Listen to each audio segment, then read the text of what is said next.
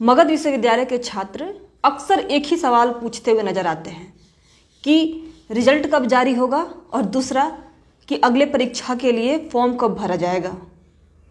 चाहे ग्रुप में हो, चाहे फेसबुक पेज पर हो, या फिर पर्सनली भी मैसेज करके वो मुझसे भी कई बार ऐसे सवाल पूछते हैं।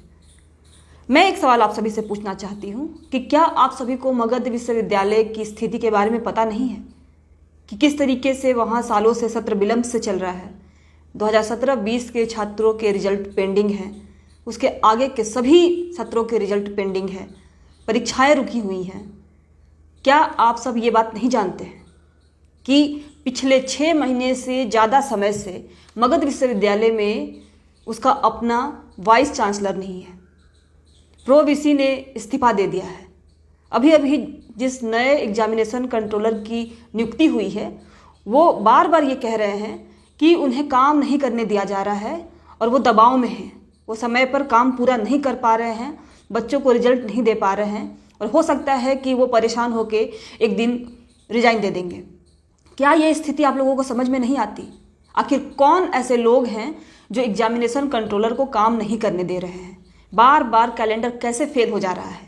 ऐसी क्या स्थिति है जो आप सभी छात्रों से छुपाई जा रही है? क्यों नहीं खुलकर सब कुछ मीडिया के सामने कह दिया जाता है? और यदि एग्जामिनेशन कंट्रोलर सच कहते हैं तो वो 2 तरीके की बात क्यों करते हैं? जब भी किसी छात्र के साथ उनकी कॉल रिकॉर्डिंग वायरल होती है तब वो ये कहते हुए नजर आते हैं कि वो बहुत मेहनत कर रहे हैं लेकिन उनको काम नहीं करने दिया जा रहा है। और जब भी वो मीडिया के सामने या पब्लिकली कुछ कहते हैं तो एक नया डेट देते हुए नजर आते हैं। तो आखिर कौन जिम्मेदार है सालों से सत्र विलंब होने के पीछे? इस सवाल को आप सभी छात्रों को सोचना पड़ेगा और इसके समाधान के लिए भी आप सभी को ही प्रयास करना पड़ेगा। आप ये अगर सोच रहे हैं कि कोई आएगा और आपको आपकी डिग्री दिला देगा तो ये आपकी सबसे बड़ी भूल है। हालात बद से बदतर हो चुके हैं। छात्र मानसिक अवसाद से गुजर रहे हैं। उनकी स्थिति शायद हम समझ भी ना सके कि क्या स्थिति है। सालों से वो रिजल्ट के इंतजार में है, अलग अलग भर्तियों के लिए वो तैयारी कर रहे हैं, उनकी तैयारी पूरी हो चुकी है। कई ऐसे छात्र हैं जो मुझसे पर्सनली बात करते हैं और ये कहते हैं कि वो कई बार क्वालिफाई कर चुके हैं लेकिन वो ज्वाइन नहीं कर पा रहे हैं क्योंकि उनके पास डिग्री नहीं है। कैसे मिलेगी डिग्री? जो लोग डिग्री देने के लिए जवाबदेह हैं उन्होंने तो अपने हाथ खड़े कर दिए हैं कि उनके बस में कुछ नहीं है। उनको कुछ नहीं पता है कि कब तक रिजल्ट जारी किया जाएगा, कब परीक्षाएं ली जाएंगी। तो हम किस पर भरोसा करें? और हमारे पास अंतिम विकल्प क्या बचता है? हमारे पास 2 ही विकल्प है, या तो हम हाथ पर हाथ धरे बैठे रहें और दूसरा विकल्प है कि हम अपने अधिकार के लिए, अपनी डिग्री के लिए आवाज़ उठाएं। तो आप ये सोचिए कि कौन सा रास्ता आपको आपकी मंजिल तक पहुंचा सकता है, आपको आपकी डिग्री दिला सकता है।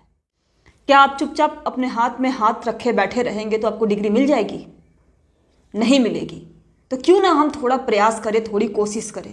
जो लोग भी मगध विश्वविद्यालय के सत्र को नियमित कराने के लिए प्रयास कर रहे हैं उनका साथ दीजिए ना।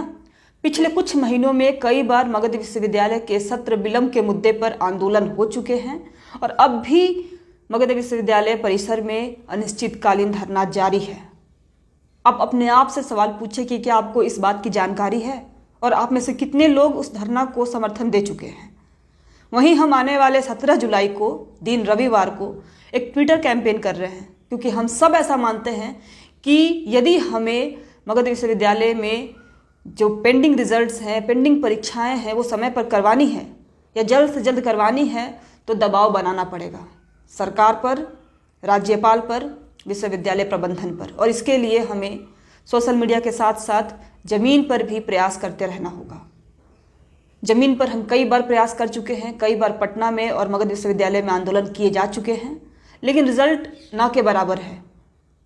इस बार हम 17 जुलाई को ट्विटर कैंपेन रखे हैं जिसमें बहुत जल्द आपको हैशटैग बता दिया जाएगा, समय बता दिया जाएगा।